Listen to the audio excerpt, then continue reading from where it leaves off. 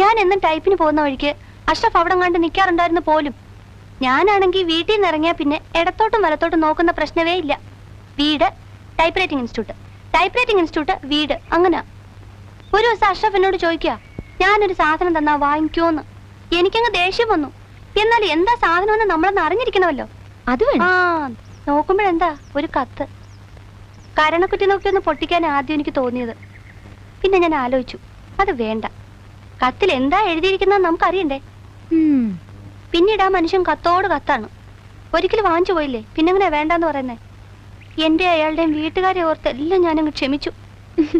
ഒരു ദിവസം അഷ്റഫ് എന്നോട് പറയാ, ഒരുപാട് സ്വകാര്യം പറയാനുണ്ട്, സ്കൂൾ ഷെഡിന്റെ പുറകിലോട്ട് വരാവോന്ന്. അതാ കുഴപ്പമായ. ഞങ്ങൾ അവിടെ സംസാരിച്ചോണ്ട് നിൽക്കുന്നത് ആരാണ്ടൊക്കെയോ കണ്ടുപോലും.